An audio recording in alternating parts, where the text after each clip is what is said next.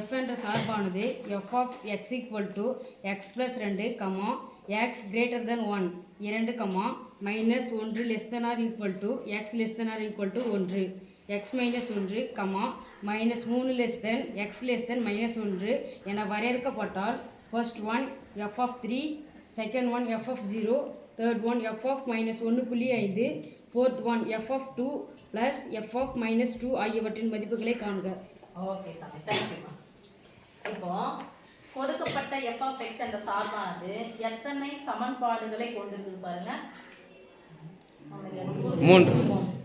f of x equal to x plus 2, f of x equal to 2, f of x equal to x minus 1. ஆனா limit கொடுத்திருக்காங்க. x னுடைய மதிப்பு இந்த எல்லைக்குள் இருந்தால் இந்த சமன்பாட்டை பயன்படுத்து, x இன் மதிப்பு இந்த எல்லைக்குள் இருந்தால் இந்த சமன்பாட்டை பயன்படுத்துங்க, x னுடைய மதிப்பு இந்த எல்லைக்குள் இருந்தால் இதோட சமன்பாட்டை பயன்படுத்துங்கன்னு சொல்லிட்டாங்க.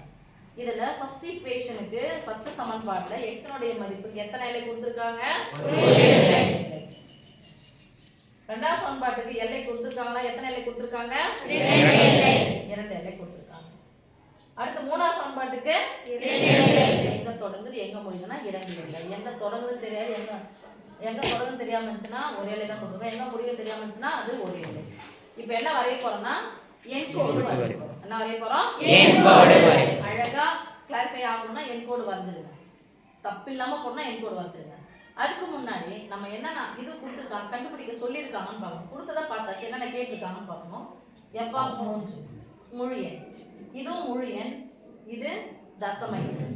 அப்ப தசம என்னன்னா -1.5 இருக்குன்னா -1 -2 வரும் இல்லையா? இந்த நடுவுல நம்ம புள்ளியை குறிக்கணும். எந்த x உடைய மதிப்புல குறிக்க போறோம்னு பார்க்கலாம். ஃபர்ஸ்ட் என் கூட வரையலாமா? Yes miss. ஃபர்ஸ்ட் எடுத்தோனே நம்ம புள்ளி குறிக்கிறது சென்டர்ல போட்டு 0 +1 +2 +3 +4 0க்கு வலது பக்கம் இருக்கிறதுனா எண்கள், 0க்கு இடது பக்கம் இருக்கிறதுனா குறை எண்கள். இப்போ -1 -2 -3 ஓகேவா? -3 வந்துச்சா? -1 இருக்குது, +1 -1 +1. ஓகே, இப்போ இருக்கிற நம்பர் எல்லாமே இருக்கு. இங்க பார்க்கறோம் -1.5. அப்ப -1 -2க்கும் -1க்கும் நடுவுல தான் இருக்குது -1.5. அப்ப நம்ம குறிக்கணும், அந்த புள்ளியை குறிக்கணும். எதல வரணும்னு குறிக்கணும். நான் புள்ளி வச்சிட்டேன், எதல வரணும்னு குறிச்சுக்கலாம். x இன் மதிப்பானது 1ஐ விட எந்த பக்கம் வாய் பெருசா இருக்கோ அதுதான் பெரியது, எந்த பக்கம் வாய் திறந்து இருக்கோ அதுதான் பெரியது. இப்போ x பெரியதா 1 பெரியதா? x பெரியது. எதை விட பெரியது? 1ஐ விட பெரியது. பெரியதுல எந்த சைடு போணும்? Right side. பிளஸ் 1ஐ விட பெரியது, பிளஸ் 1ஐ விட பெரியது. அப்ப இங்க போயிடலாமா? எதுல ஸ்டார்ட் ஆகுது? 2 ஸ்டார்ட் ஆகுது, போய்கிட்டே இருக்கட்டும். சோ இங்க போட்டுக்கலாம் கம்மா x equal to 1ஐ விட பெரியது, 1 சேர்க்கல, 1ஐ விட பெரியது எதுலாம்? 2 3 4 5 எக்ஸெட்ரா. இப்போ இது x னுடைய மதிப்பு ரெண்டு பக்கம் எல்லை கொடுத்துட்டாங்க. எதல தொடங்குது? ஈக்குவல் டு போட்டாங்க. அப்ப எந்த நம்பர் போட்டுக்கணும்? -1. கீழ ஒரு கோடு போட்டுனா -1. -1ல இருந்து +1 வரைக்கும். -1ல இருந்து +1 இங்க கோடு போட்டாங்களா? Yes miss. ஈக்குவல் போட்டு அதையும் சேர்த்துக்கணும். அப்ப இது ரெண்டையும் சேர்த்துக்கலாம். இங்க இருந்து இங்க வரைக்கும் -1 0 +1 -1 0 +1 முடிஞ்சா? Yes miss. மிஸ் இங்க வந்து -1.5 இருக்குமான்னு கேட்காத. இந்த பக்கம் போக போக வலது பக்கம் பெரியது, இடது பக்கம்னா சிறியது. அடுத்து இங்க பார்க்கணும் x னுடைய மதிப்பு -3ஐ விட பெரியது. பெரியதுல எந்த சைடு இருக்கும்? -3ஐ விட பெரியது. -3 சேர்க்கலல்ல, அப்ப எங்க தொடங்குது? -2.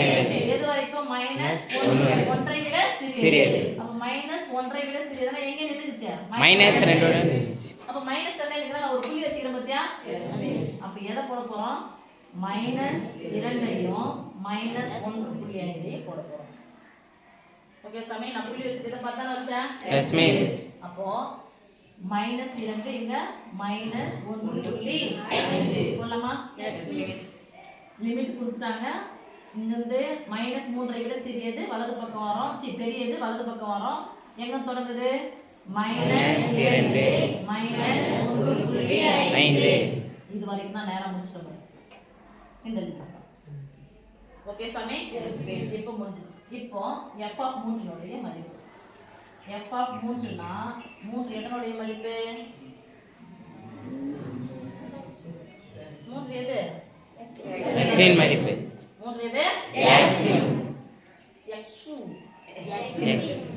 எக்ஸினுடைய மதிப்பு 3. அப்ப எக்ஸினுடைய மதிப்பு 3.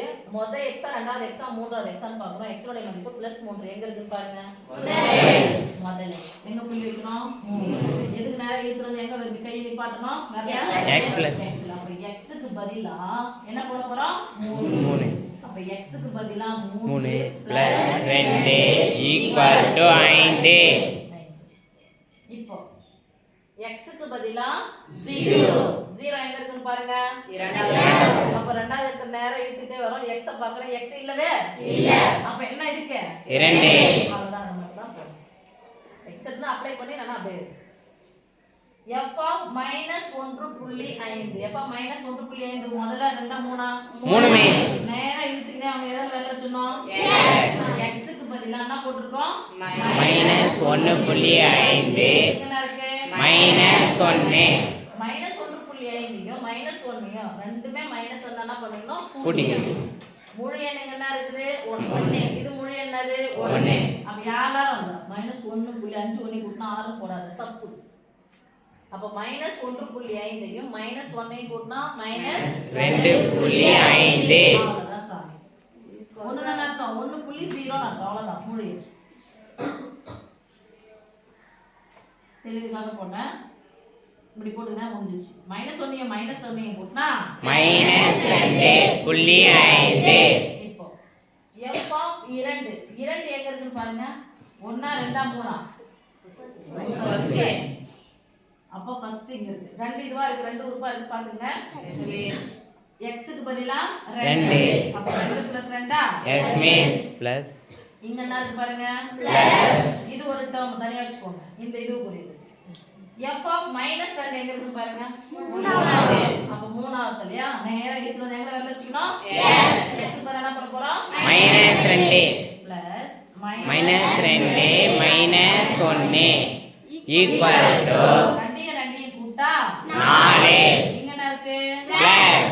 -2யும் -1யும் கூட்டினா -3. பிராக்கெட் விட்டு வெளியே இருக்கணுமா? X means equal to 4. பிராக்கெட்னா என்னது? பெருக்கல். ஒத்தப்பட மைனஸ பெருக்குனா மைனஸ். என்ன இருக்கு? 3. 4 இருந்து 3 நீங்கனா 1 என்ன 1? +1. 1 mark 2 mark 3 mark 4 mark 5 mark. Point எழுதுனா 5 மார்க்.